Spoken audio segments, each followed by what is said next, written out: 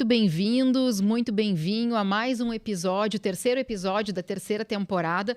E antes de começar, a gente quer agradecer muito a audiência dos últimos 2 episódios, né, Michi, que a gente fez aqui com o Dr. Cláudio Daledoni, também com a delegada de Polícia Civil aqui do Paraná, Fernanda Moretson. A gente teve uma audiência que a gente nem esperava nesse retorno, então muitíssimo obrigado. A novidade desse programa agora é que a gente está com um patrocínio da Adega Brasil, então quero agradecer imensamente e publicamente também esse patrocínio, e eles que estão escolhendo agora o sommelier lá da Adega Brasil, que escolhe os nossos vinhos. O vinho de hoje, Michi, conta um pouco pra gente. Bem, o vinho de hoje foi uma escolha maravilhosa. É o Nuestro 20 Meses, que é um vinho espanhol. Ele tem aqui, para quem gosta muito de madeira, gosta daqueles vinhos mais potentes, nós temos aqui um vinho que é 15 meses em barrica de carvalho francês e mais 15 meses, mais 15 meses em garrafa, né? Ele harmoniza bem com carne vermelha, então era aquele vinho para quem quiser fazer aquele prime rib, aquela costelada, e tomar esse vinho. Um vinho maravilhoso, a gente começou a tomar aqui, não tanto quanto a gente desejava antes, né?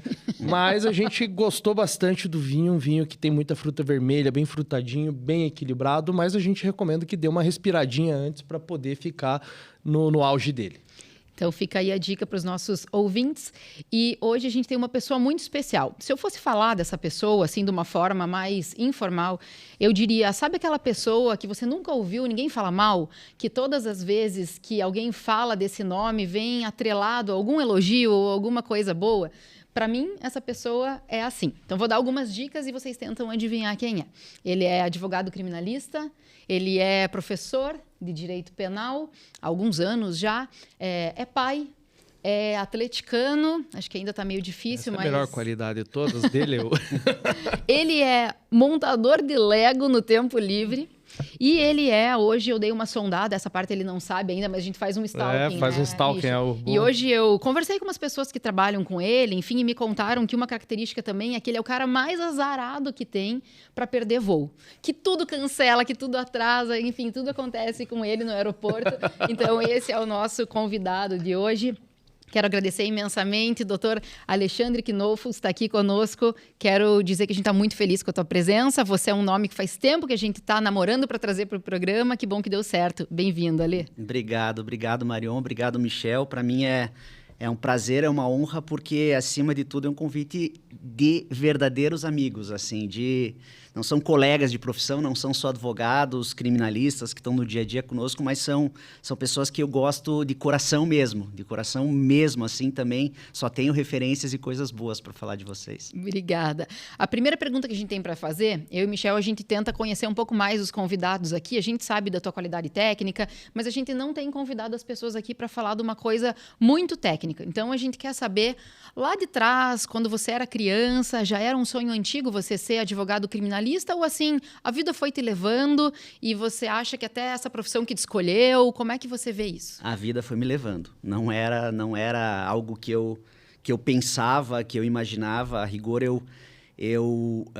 durante toda a minha época de escolha de faculdade, minhas opções sempre foram direito e psicologia. E eu fiz curso de psicologia na Federal e o curso de direito na Curitiba.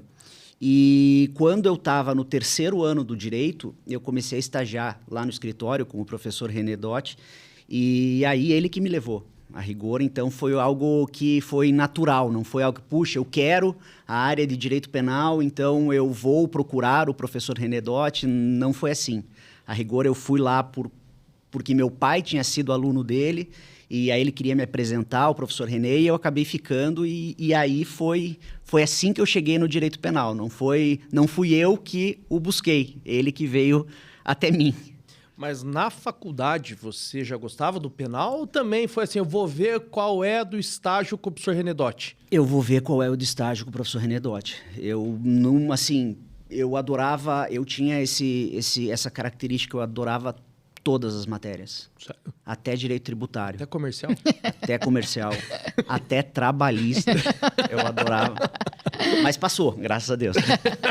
E ele, você teve o privilégio, né, de conviver com o professor René. Acho que todo mundo que está nos ouvindo teve, assim, com certeza conhece por nome ou teve a oportunidade de conviver com ele, pelo menos um pouco, né, presencialmente. Ele nos deixou, infelizmente, acho que 86 anos ele tinha, né, ali em 2021, mas você conviveu com ele muitos anos. A gente queria ouvir você um pouquinho sobre essa experiência.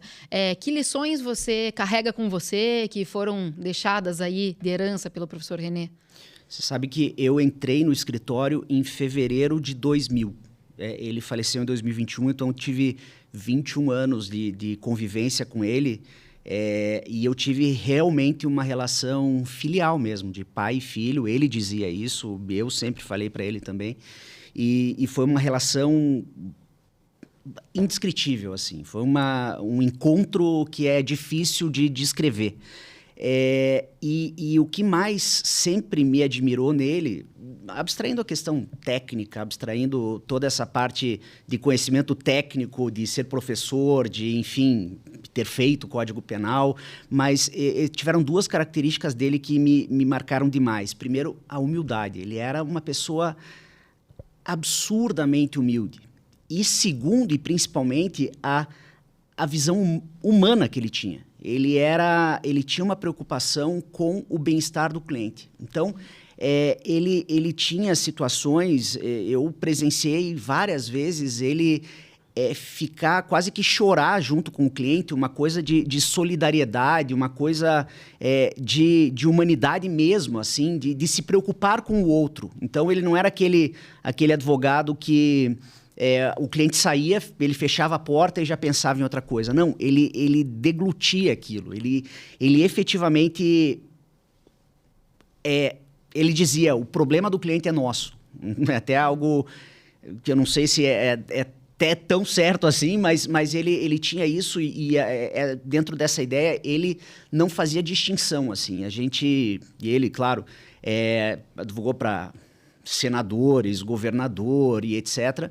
E a mesma atenção que ele dava para o governador, ele dava para o caseiro ou para o...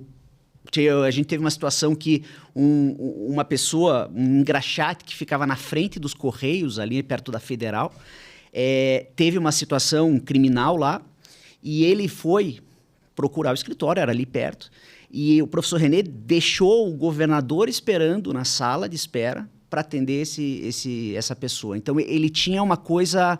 Ele era diferente mesmo. Ele tinha uma... Ele era a pessoa, o ser humano era diferente. Eu tive situações que a gente estava atrasado para ir para a audiência na Marechal Floriano, ainda no Fórum Antigo, e veio um pedinte e o então motorista dele abriu o sinal, acabou passando reto.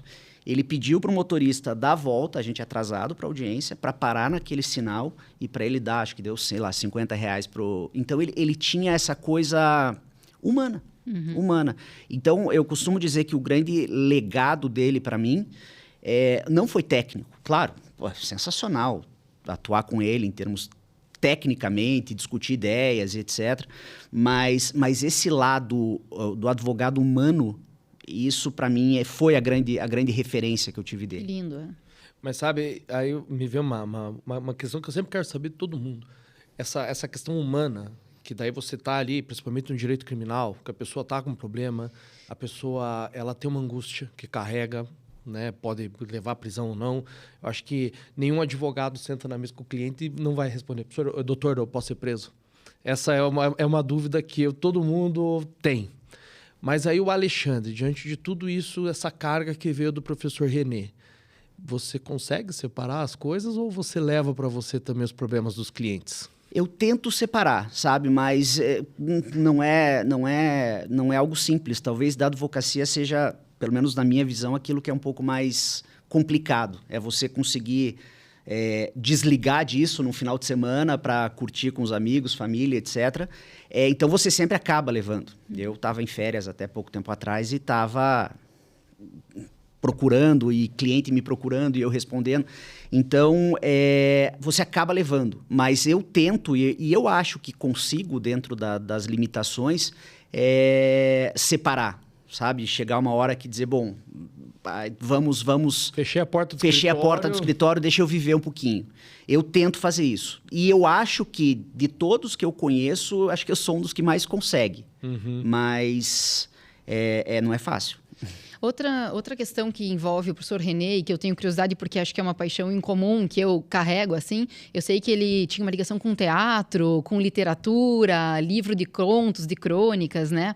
Você via isso no dia a dia dele, atuando como advogado criminalista, sabe? Esse lado, essa ligação, isso era claro para vocês no escritório? Você sabe que quando o professor René faleceu, acho que foi o César Bittencourt que escreveu que morreu o último romântico do direito penal.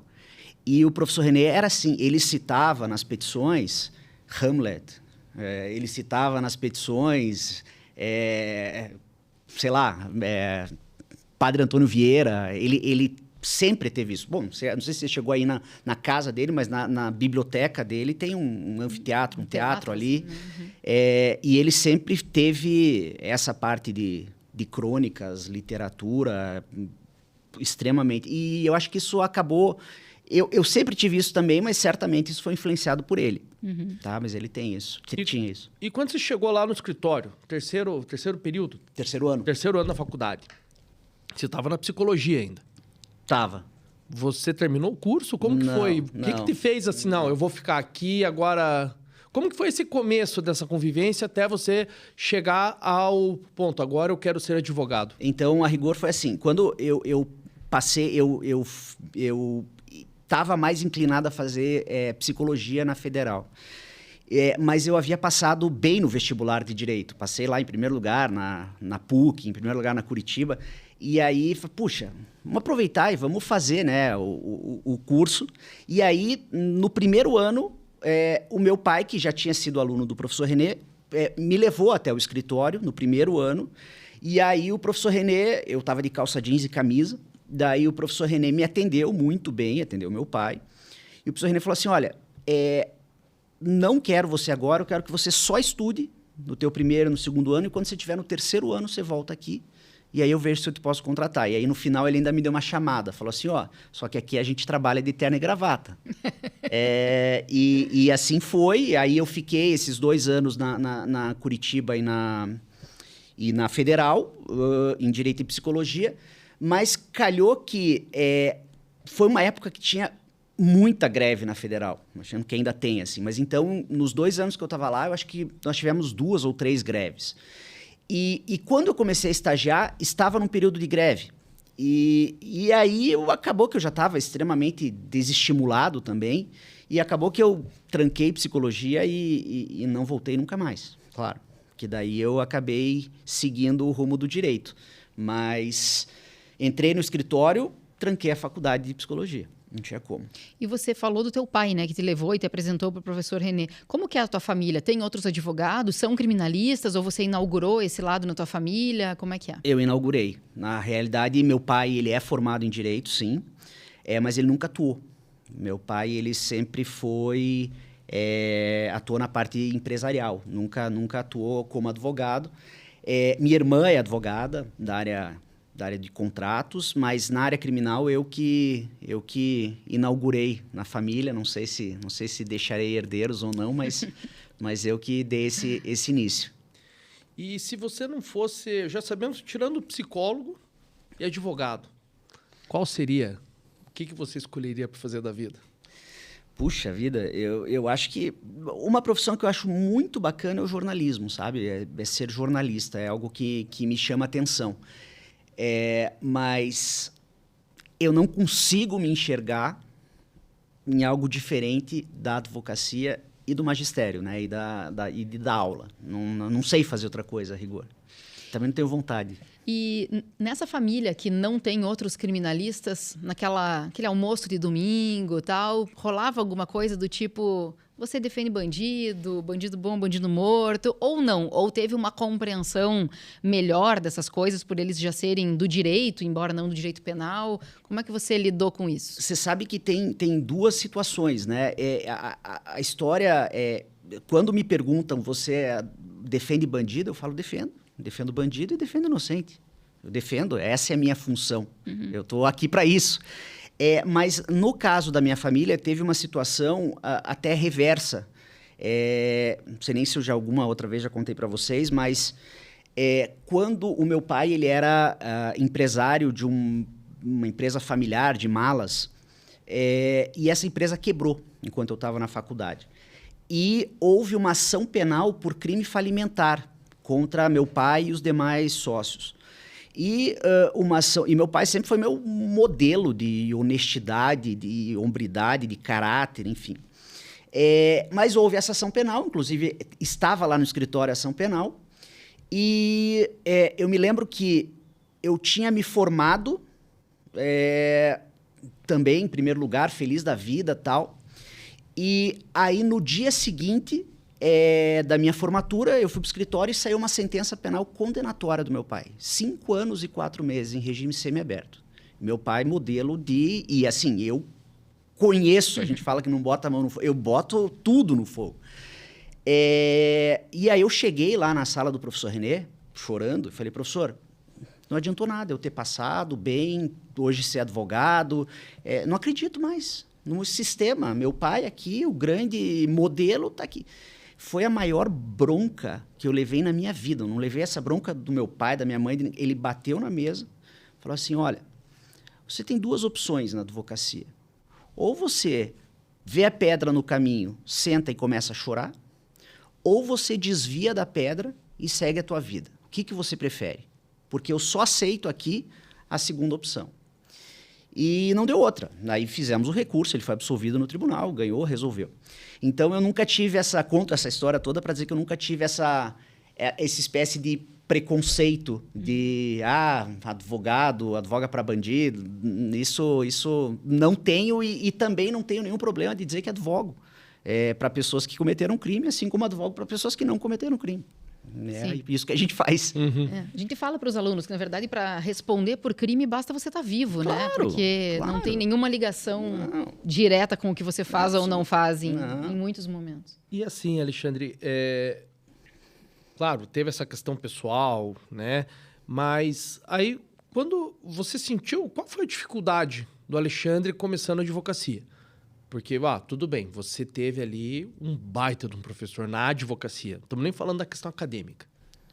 Quais eram as dificuldades? Assim, por exemplo, o pessoal que está escutando a gente começou a advogar, está começando a advogar. Às vezes eles, será que esse cara passou por...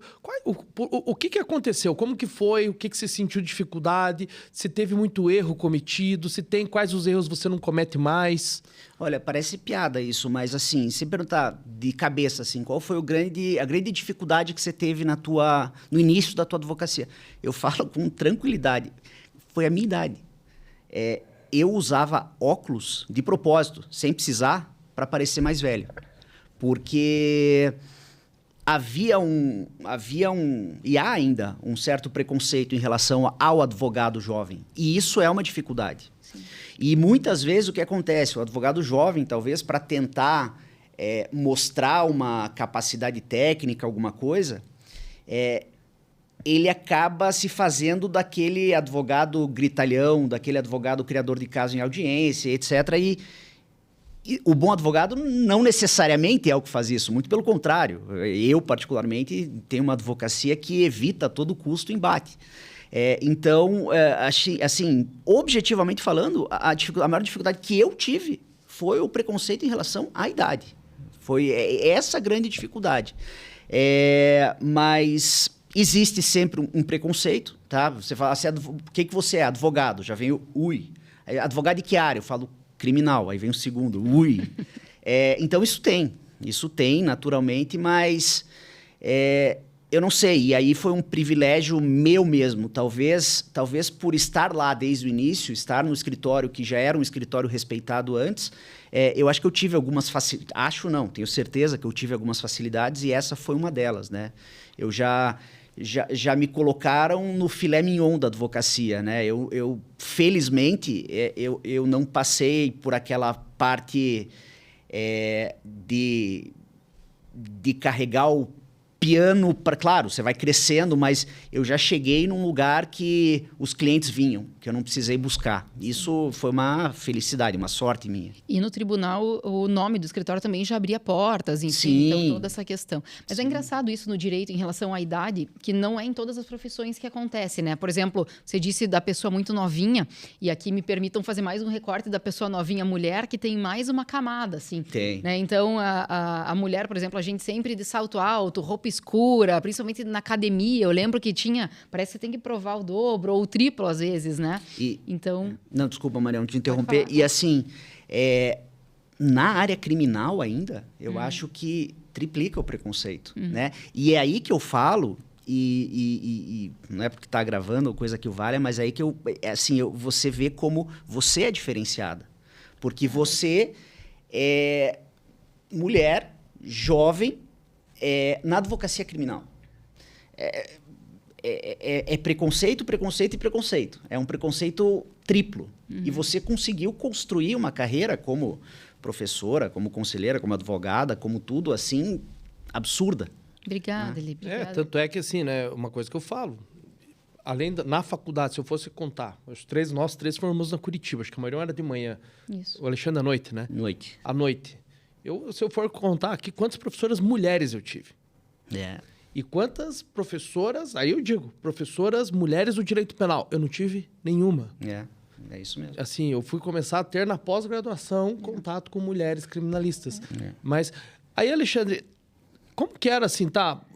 Teve, de certa maneira, esse privilégio, mas tem situação que era com você. Sim. Por exemplo, sustentação oral. Primeira sustentação. Foi lá, arrebentou ou foi lá e, meu Deus do céu, o que foi isso? Você sabe que eu sou o único cara que sustentou oralmente num caso em que havia uma súmula vinculante ao meu favor e eu perdi. Era um crime tributário e eu tinha acabado de formar, enfim, era um crime tributário e teve uma discussão de exaurimento de via administrativa, aquela coisa toda que a gente conhece. E aquela Câmara em especial, as sustentações orais ainda eram no TJ, não no anexo, no TJ velho, no primeiro andar ali.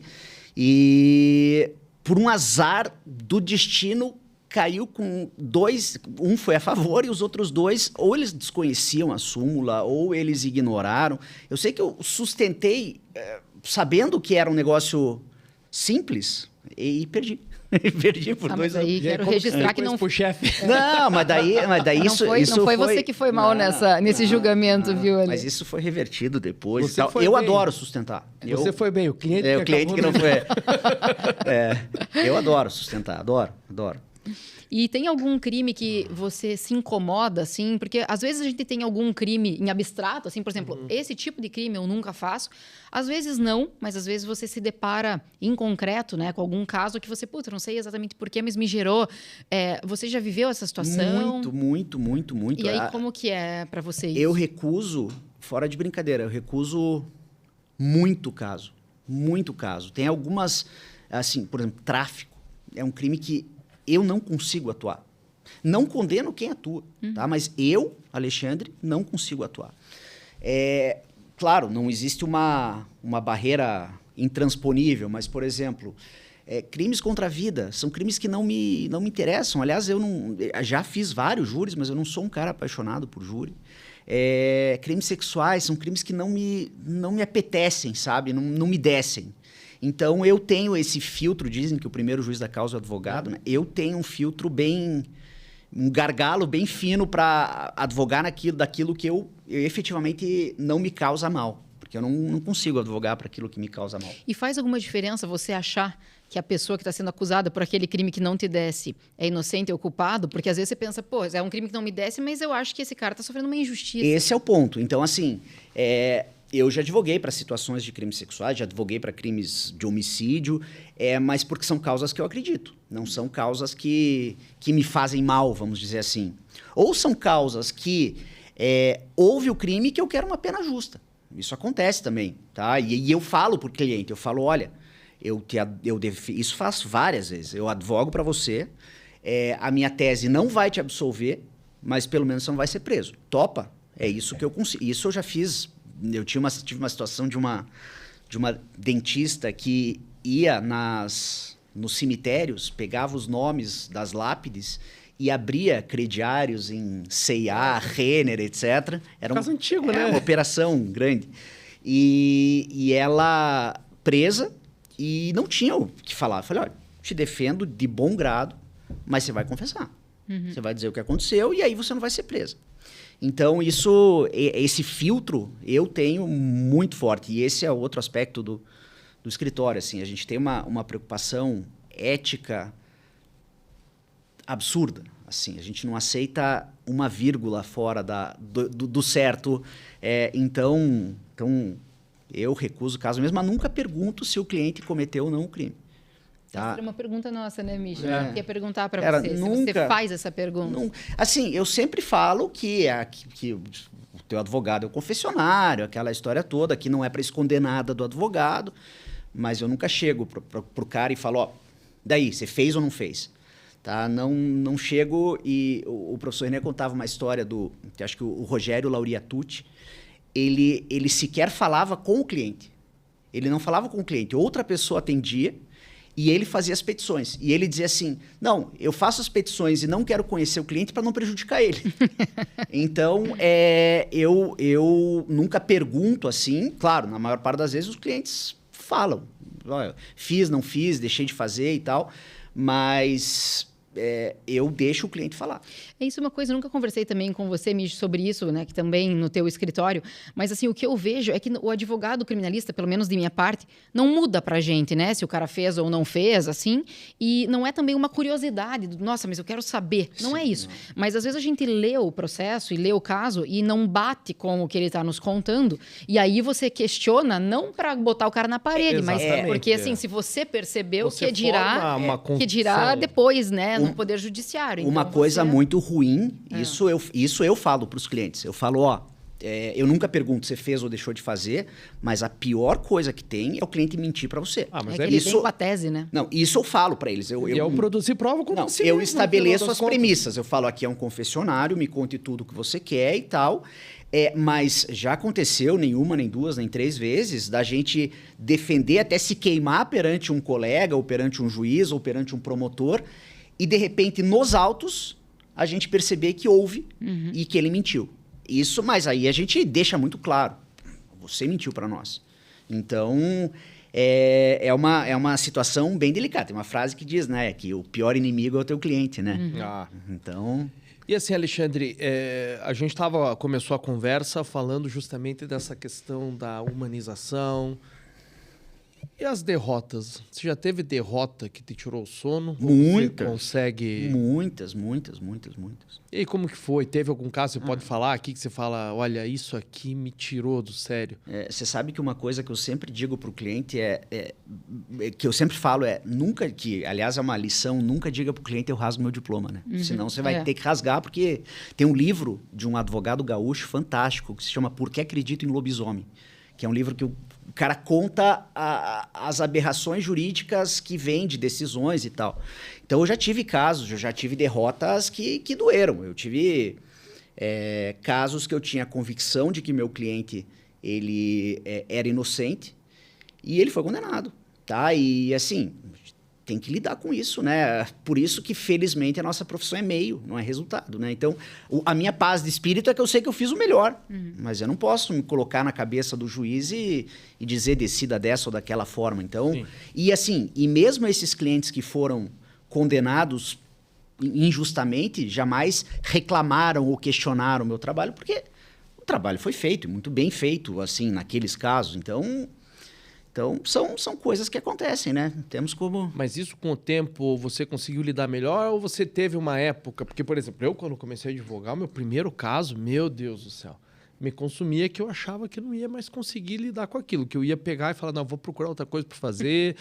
Vou virar jornalista esportivo, vou falar só do atacante ruim do Coxa, né? Porque o Atlético não tem e tal, né? Mas assim, eu vou falar isso, eu não quero mais. E depois fui aprendendo a lidar. Você também tinha isso, assim? Conseguiu ou sempre conseguiu? Eu não sei se isso é uma virtude ou se isso é um defeito, mas como assim, eu consigo... em alguma medida, em algum momento, eu consigo dissociar. Eu vejo que eu consigo dissociar talvez até mais fácil que meus colegas de escritório. eu tenho talvez essa facilidade, ou talvez tenha tanta coisa na cabeça que eu consigo... saiu do escritório, claro, vão ter sempre as preocupações e tal, mas eu consigo sair do escritório, virar um pouco a chave. Não desligar totalmente, mas pelo menos virar. Então, claro, você sofre, principalmente com a injustiça e tal, mas eu não deixo de viver ou de advogar para outros por conta disso. Sim. E Elê, você tem filhos, né? Tem. Depois a gente vai falar um pouquinho deles, mas se eles chegassem para você e perguntassem: tô pensando, pai, em talvez ser um advogado criminalista. Me conta o que é a melhor coisa e me conta o que é a pior coisa da tua profissão. Enfim, para um filho teu decidir, né, uma futura profissão, por exemplo, o que você diria?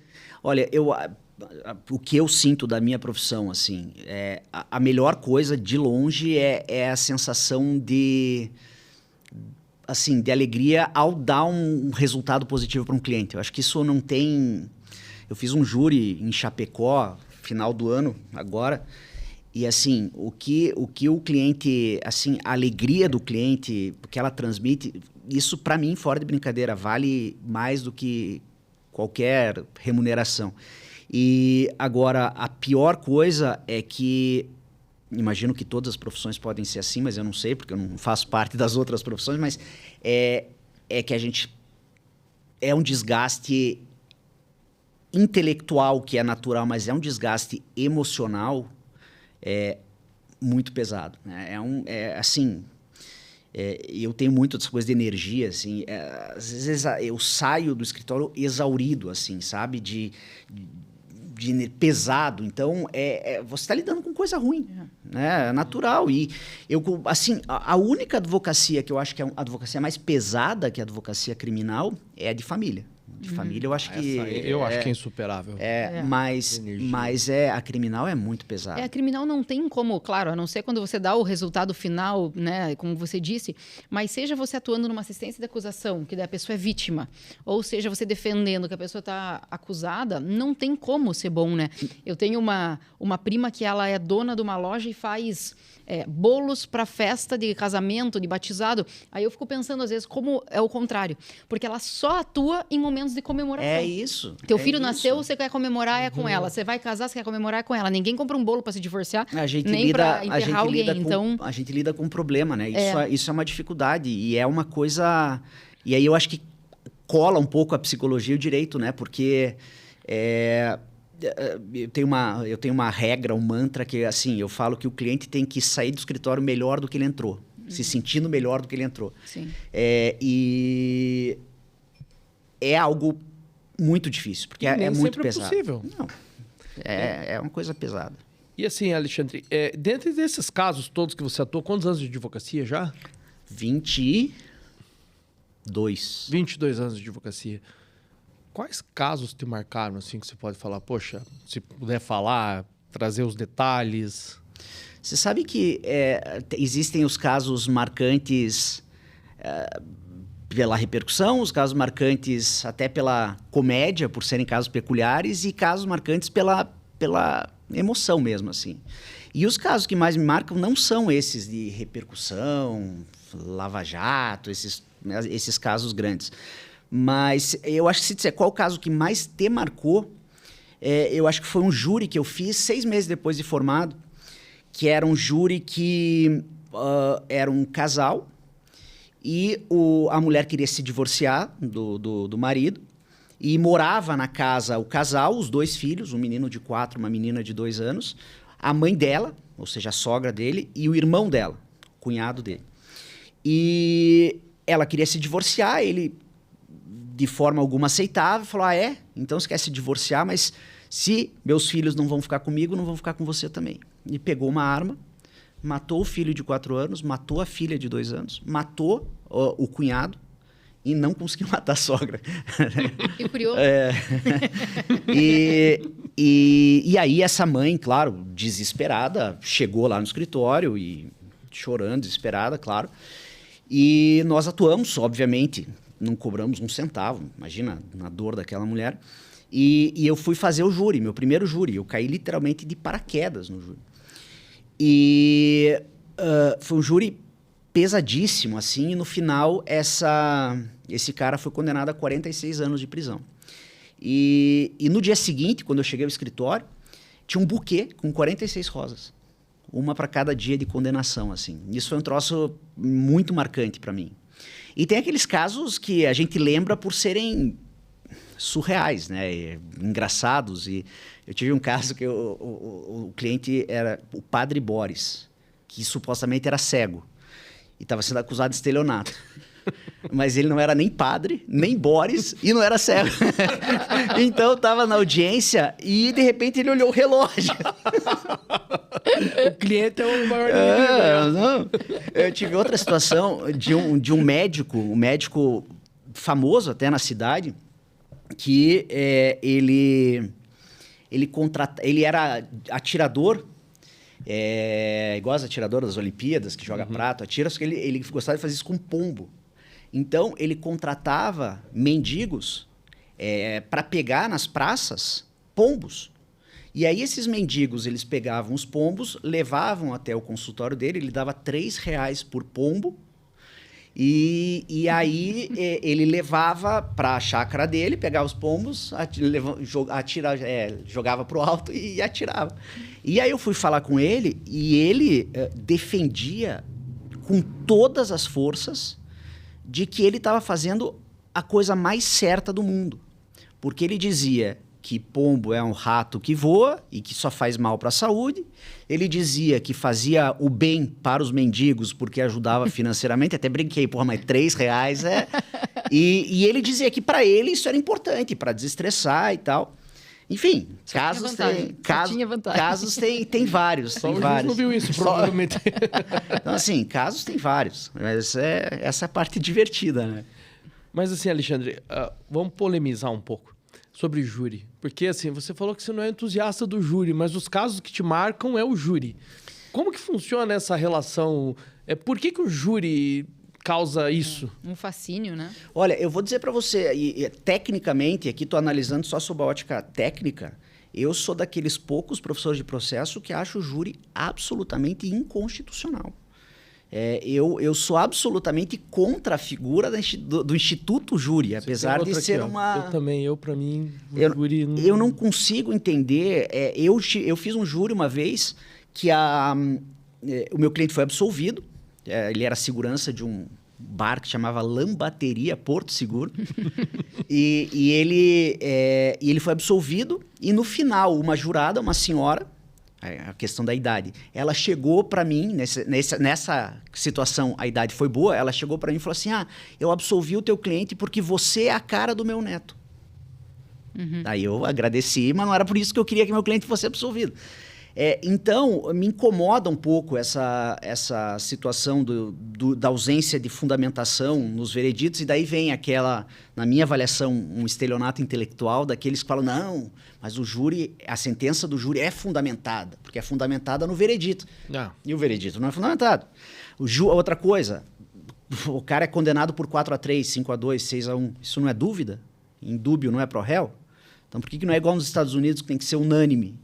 Então são coisas que eu não aceito. Mas o júri tem uma carga emocional gigantesca. E por isso, talvez, sejam os casos que a gente mais marque, né? Mais lembre. Sim. É que ele tem um pouco da tragédia. Você, às vezes, pega alguns casos, né? Que nem veio aqui, o Naledoni citou o Brigadeirão, que daí é a namorada dando um bolo envenenado pro namorado. São circunstâncias, muitas vezes, que refletem muitas tragédias da vida. Tanto assim que as pessoas são fascinadas por isso, independente de ser advogados criminalistas, né? Então, quantos seriados, séries, documentários, podcasts a gente tem, as pessoas adoram esses, né? Os chamariz, crimes, né? Eles, enfim, então acho que isso é até os ser humano, né? Porque vamos fazer um filme de crime tributário. Ninguém vai assistir o filme do crime tributário. A tragédia atrai, né? A tragédia atrai. É o humano, né? E, Ale, você tem em comum comigo, com o Michel também, que além de advogado criminalista, você é professora há muitos anos, né? Em relação a essa profissão, o que te move? Você entra numa sala para conversar com os alunos da graduação ali, para falar sobre direito penal. O que você faz com que você, às vezes, à noite, né, deixa a família, sai de um dia do escritório para entrar numa sala? Como que você vê essa profissão? Eu tenho o lado altruístico, o lado profissional e o lado egoísta. O lado egoísta é porque eu gosto, tá? E é uma terapia para mim. É uma terapia. às vezes eu chego com uma preguiça, puxa, hoje eu tenho que dar aula, mas eu saio feliz, assim. Então é uma troca que me faz bem, assim. O lado acadêmico, obviamente, é a necessidade de passar informação, mas o lado, eu sempre penso que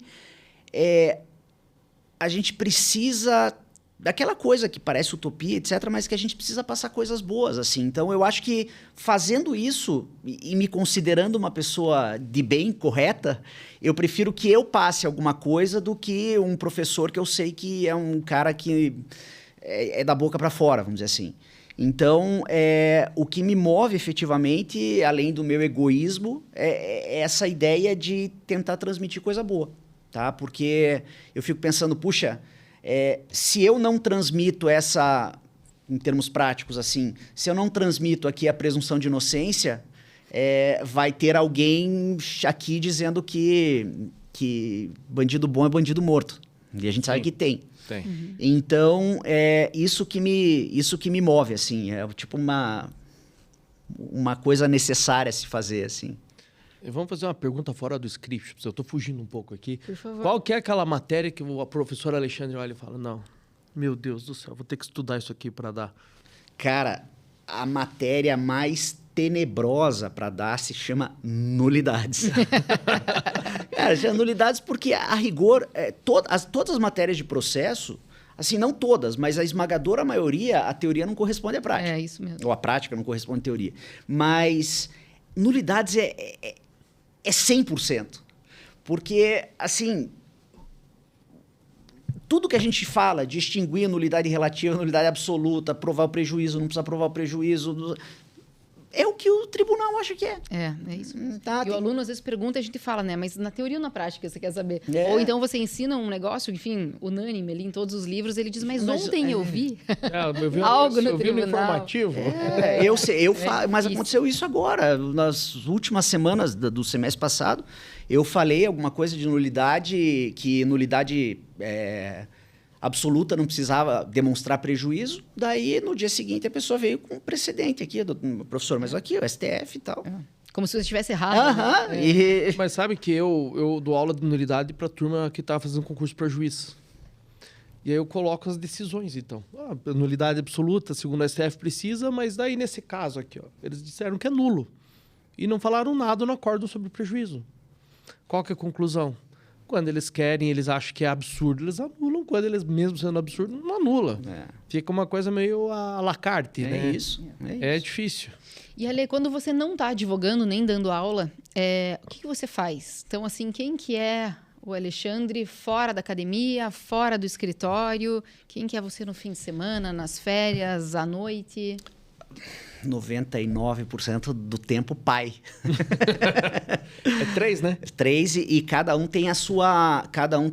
eles são muito diferentes. Que idade que eles estão? Fala um pouquinho. 13, 11 e 3. Nossa.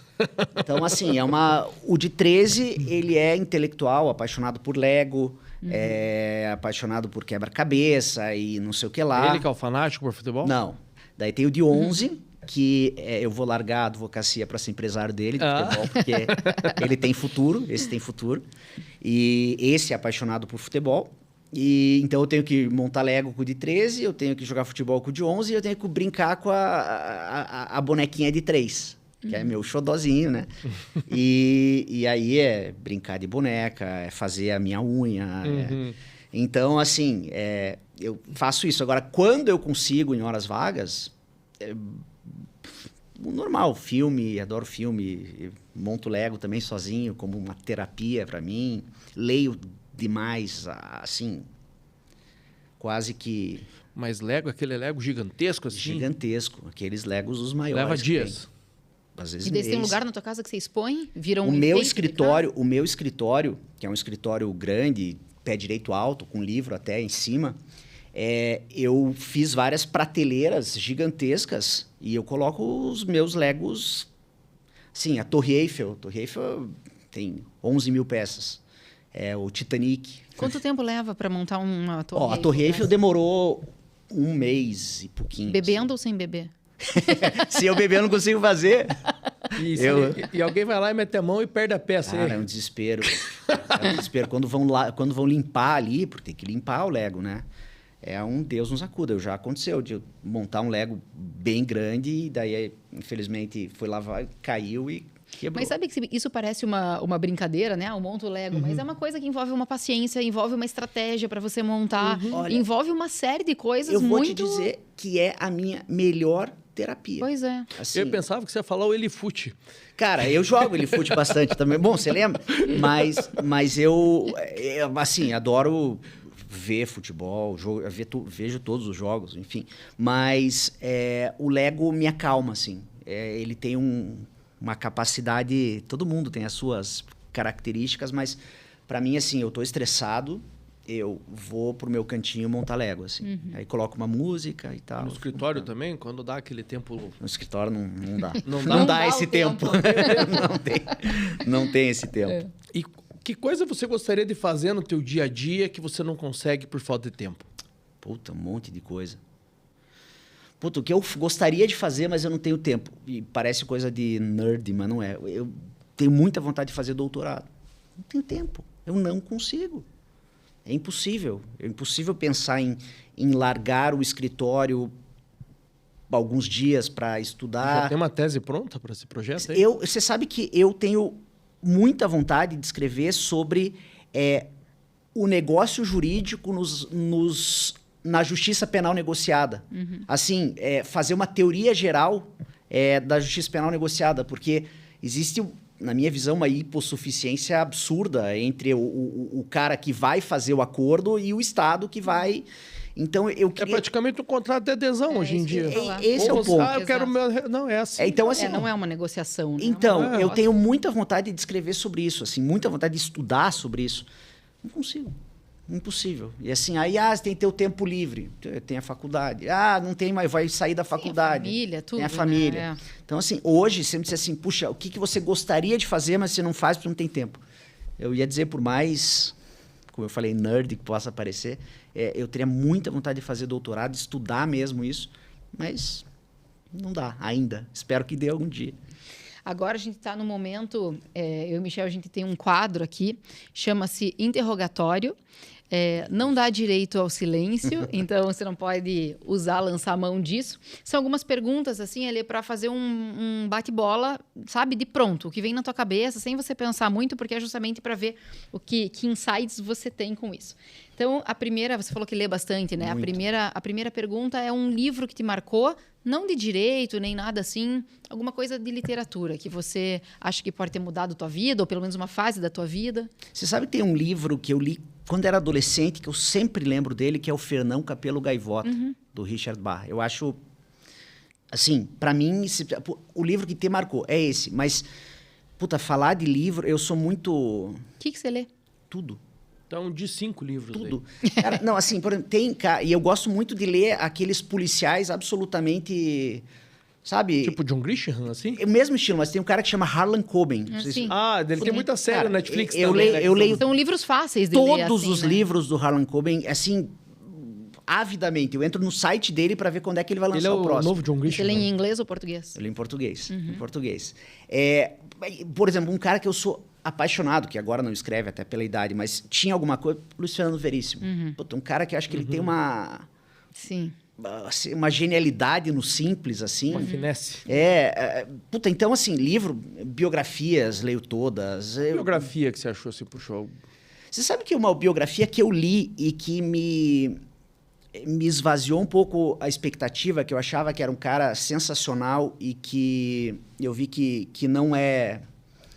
que é bem... e pelo contrário, é um cara muito difícil,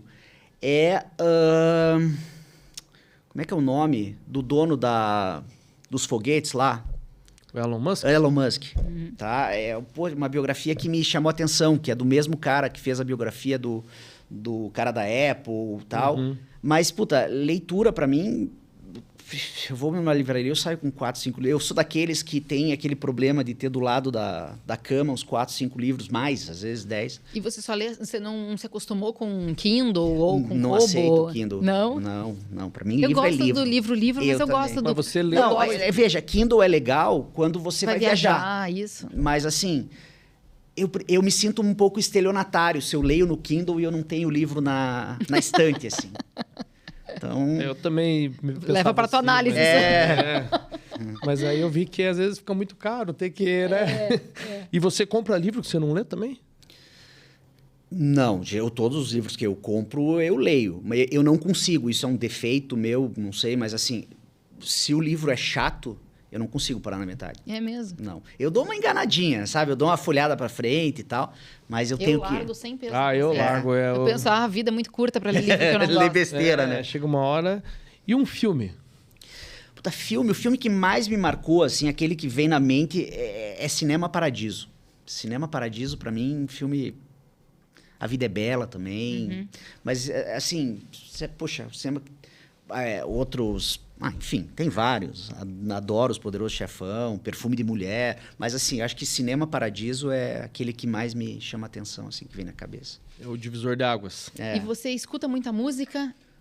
Escuto. E que tipo? Assim, no carro, em casa? Depende da hora, do dia? Ou você tem um estilo que você gosta? Geralmente, no carro. No carro, eu tinha o péssimo hábito... Mundo Bita, deve ser. Não, em casa Agora, Mundo Bita...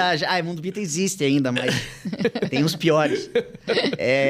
Mas eu acho que música eu escuto todas. Sou extremamente eclético. Não tem nada que eu diga, poxa, eu não gosto. Um dia... Cara, funk eu não escuto, mas eu não desgosto. Eu não vou sair da festa porque tá tendo. Você parar do teu lado, cenário, tinha um funkzão rolando. Não, mas estranho. Mas, por exemplo, às vezes quando eu tô estressado, eu ponho uma música clássica, assim, no carro. Às vezes quando eu tô... Geralmente, aquela música de carro, eu escuto um MPB, uma Ana Vitória, uma coisa assim. Um estilozinho mais leve.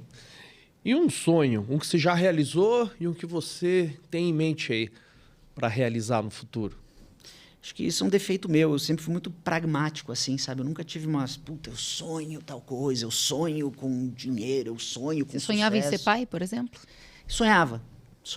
Eu acho que assim, por isso que eu digo, eu acho que o meu maior sonho, que era ser pai, ter uma família e tal, eu acho que isso eu já tenho, eu não posso pedir mais nada. Tô bem feliz já. Que bom. E medo, você tem algum? Perder meus filhos. Dentro da mesma lógica, eu acho que esse é o grande medo. Ligado ao sonho. E uma memória de infância? Algo assim que você fala, nossa, isso... Cara, memória de infância, puta, eu tenho várias, assim, de... Era em Curitiba, Lê? Curitiba, sempre Curitiba, mas eu me lembro muito... Meus avós tinham uma chácara em Piraquara, eu me lembro bastante de ir nos finais de semana lá e brincar com os primos e tal, então... Acho que num flash você era uma criança, não tá no script, mas me deu curiosidade ter ouvindo. Você era uma criança, assim, que morava em prédio, tinha um monte de amigo, era mais quieto, leitor, mais tímido? Eu sempre morei em casa, nunca morei em prédio. Mas, assim, eu lia, mas eu não era dos leitores que não... Eu jogava bem futebol, brincava com todo mundo, não era daquele retraído, assim. Eu era... Não era da turma do fundão também, mas era participativo. Sim. E se você pudesse se definir em uma palavra, é difícil a gente se definir, porque a gente se limita, mas se você pudesse escolher uma palavra para você, se a gente fosse te apresentar aqui com uma palavra. Poxa, eu acho que humano, com os seus defeitos e virtudes. E... um defeito que você falou, eu acho que é um defeito meu. Então, agora vamos lá. Qual defeito você não gostaria de ter? Porra, ansiedade. Isso eu respondo assim de olho... Poxa. Sério? Eu sou o cúmulo do ansioso. Cúmulo. Sempre foi? Ou... Porque, assim, sabe que eu me enganava um pouco sobre isso, ou não tinha uma visão correta de mim mesma, ou me tornei uma pessoa ansiosa. Porque antes perguntava, eu não me achava. Mas eu agora reconheço que eu sou uma pessoa muito ansiosa. E será que é por conta dessa aceleração do mundo? Eu acho que é. Eu tive ou você sempre foi? Não, eu não me lembro de ter sido ansioso nem na faculdade. Eu acho que, eu te juro, eu vou contar para vocês, eu acho que o que startou minha ansiedade eu dava aula num cursinho. E não sei se eu já contei essa história, não preciso não. Mas eu dava aula num cursinho e aí me chamaram para dar... Já contei para você essa, não? Não, por enquanto eu não tô lembrando, Lê, mas vou ouvir de novo. Eu dava aula num cursinho e aí me chamaram para fazer a prova da ordem, para fazer a prova de penal e processo penal. Na época era CESP, não era... Elaborar a prova, no caso. Elaborar. E na época era CESP, não era FGV ainda. E eu tive que sair do cursinho, que eu dava aula fazia muito tempo, e para dar aula, para fazer a prova. E aí a prova de penal e processo penal era eu e uma advogada do Sergipe. E a gente ia para Brasília, ficava num bunker lá, não tinha acesso a nada, enfim. A primeira vez que eu fui fazer isso, eu tinha me desligado do cursinho 2 meses antes, 3 meses antes. Aí fui a Brasília, fiz a prova de segunda fase da ordem com essa menina e outras pessoas.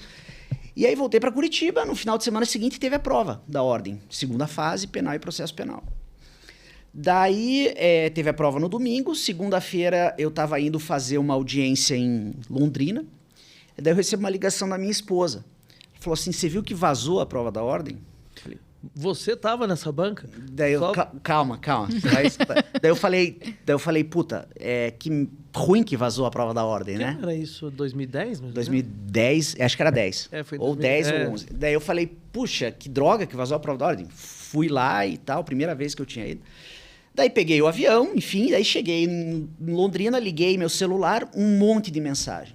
Vazou a prova de penal. Falei, puta. Aí já fui fazer audiência, nervoso, aquela coisa toda, fiz audiência, daí você começa a fuçar na internet, vazou em Curitiba. Meu Deus. Foi aqui?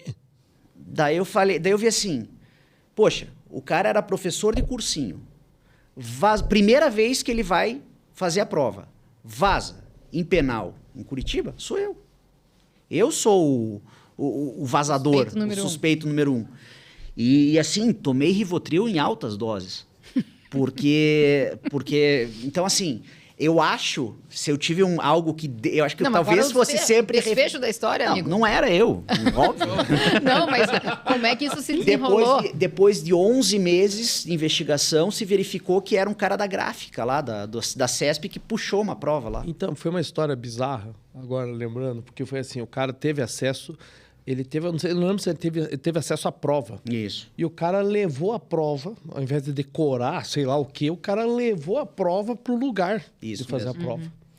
Acho que daí pegaram o cara no banheiro que tava mexendo no papel, quando o cara levou a prova pro dia lá para fazer. E eu era o suposto vazador dessa prova.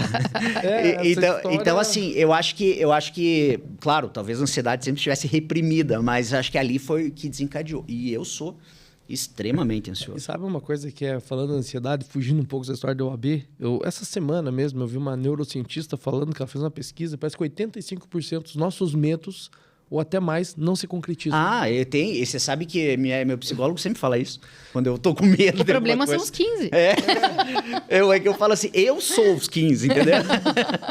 E no que você desconta a tua ansiedade? Faço exercício físico. Então... Eu quero os seus meses desconto na coisa certa, não é? Não. Que exercício que você faz? Não, eu tomo um boletim à noite só para dar uma dormidinha. O exercício às vezes não basta. Às vezes dá preguiça exercício. Não, mas assim, eu não... eu não tenho nada que me... É que eu não sou ansioso, como é que posso dizer assim? Eu não tenho uma ansiedade diária. Constante. Constante. Até tenho, mas é controlável. Mas chega um momento que um fato que desencadeia uma ansiedade... É um gatilho. Sim, desproporcional. Absolutamente desproporcional. Sim. E comida? Como é que é a tua relação com comida? Você é comilão? O que você gosta de comer? Gosto. Se você fosse viver para sempre com uma comida, o que Fundi. Fundi? Opa. Fundi. Mas aí é bom. E aqui em Curitiba, qual fundir se indica? Puxa vida, eu tenho ido bastante no Chateau de Gazon, tá? Mas tem o Le Richot também e tal, mas... É o teu restaurante preferido de todos? Assim, se fosse falar, porque o cara que tá meio... a gente vem pra Curitiba. Cara... É meio selvageria, né? A gente acaba comendo muito, assim. É que o fundi é gostoso pelo ambiente. Pela experiência, né? Porque você fica tempo ali, você gosta não é uma do frito coisa ou da pedra? Eu gosto do frito, mas eu peço os dois. Porque eu tô com a minha família e daí, por exemplo, eu tenho o meu que gosta de futebol, que é um cara mais saudável, ele pede na pedra. Aí eu e meu filho mais velho já somos mais o do frito, entendeu? Esse é meu único hábito bom, que eu prefiro na pedra mesmo. Não sendo a pessoa mais saudável do mundo. Não, eu gosto. E uma curiosidade sobre você que pouca gente sabe. Eita. Puxa vida. Deixa eu pensar. Não é curiosidade, mas um fato que eu não costumo falar é que eu quase morri um dia antes do vestibular. Só fazendo esse programa, a gente tem um monte dessas histórias. A gente né? entrevistou o Auri Lopes Júnior. E daí ele contou a curiosidade e contou que ele foi um sobrevivente. Uma pancreatite quase morreu. Aí tá vindo você aqui. Não, eu tava... Era no dia anterior ao vestibular da PUC, me lembro. E aí eu saí da revisão de véspera. Meu irmão estava me dando carona, eu acho. Meu irmão estava com 18 anos, já estava de carro. E ele me pegou. E aí a gente estava passando acho que era Roberto Barroso, enfim. E teve um acidente. E eu voei do carro. Eu fui ejetado, como diz o bombeiro. Voei do carro e caí. E aí quando eu só me lembro de olhar... assim, levantar, olhar, abrir o olho e o carro ainda estava girando, assim. Mas eu não conseguia mais levantar, enfim. Minha mãe estava no carro também. E aí, ciática, aquelas coisas e tal. Estava consciente, mas não me deixavam levantar, fazer nada. Daí eu fui para o hospital. Queriam me levar para um hospital. Eu falei que eu não, que queria ir para aquele. Bem chatão, né? Daí fui para o hospital e daí eu falei, poxa... ver se tem alguma coisa errada. Não conseguia nem mexer, porque amanhã eu tenho vestibular. E daí o médico falou assim, você tinha? Eu falei, não, eu tenho. E aí passei a noite no hospital. Minha mãe quebrou várias costelas e tal, e eu estava muito machucado, mas não tinha fraturado nada. E aí o médico falou assim, então eu vou te deixar aqui no hospital, você vai fazer o vestibular e volta. Eu falei, tá bom. Daí fiz o vestibular da PUC, passei em primeiro lugar. Todo quebrado. Mexeu o cérebro, deu uma chacoalhada. Enfim, isso é o que eu me lembro de diferente, que eu não conto pra ninguém, assim. E passou um filme na cabeça?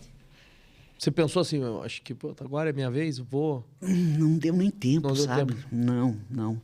Eu me lembro, isso não é nenhum tipo de comentário de filho querido, mas eu me lembro que a coisa que mais me desesperava era ver minha mãe no carro dentro com a costela quebrada, assim. Mas como foi? O cara furou o sinal?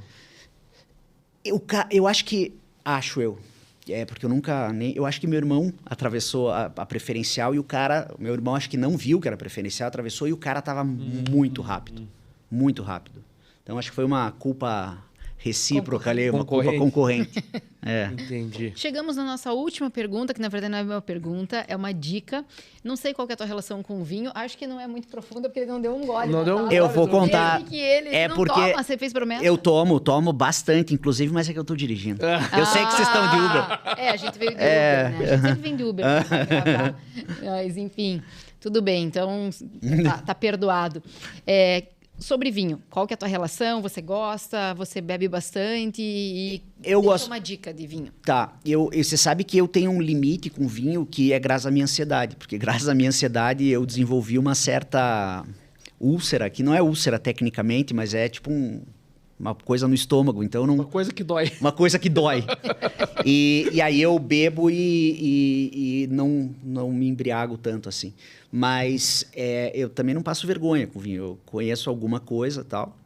Mas bebo esporadicamente, uma vez por semana, uma vez a cada 15 dias, em casa, uma taça. Aí o professor René que dizia que o médico mandava tomar uma taça de vinho, daí ele disse que ele comprou uma taça desse tamanho.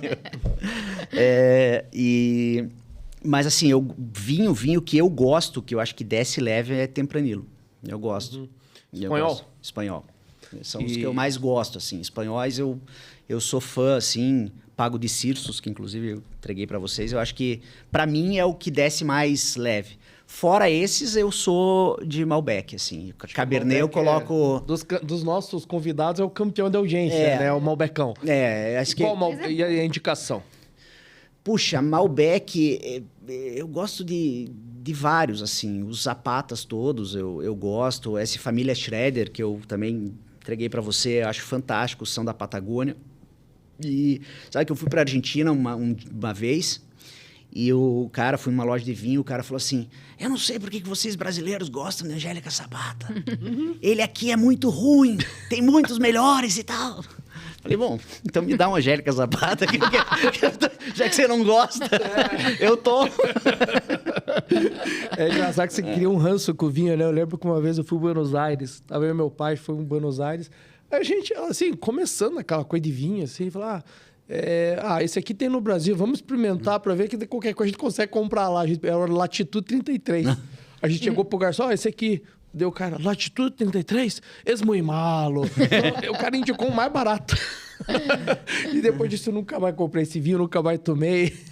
Você sabe que tem um vinho, eu não bebo muito, mas os Pinot, tem um vinho argentino Pinot chamado Luca, que é fantástico. Fantástico, muito bom. Mas assim, você gosta do Schroeder? Tome o Pinot Noir da família Schroeder. Eu gosto. Pinot é mais leve, né? Não, mas o Pinot Noir da família Schroeder é top. Top de linha.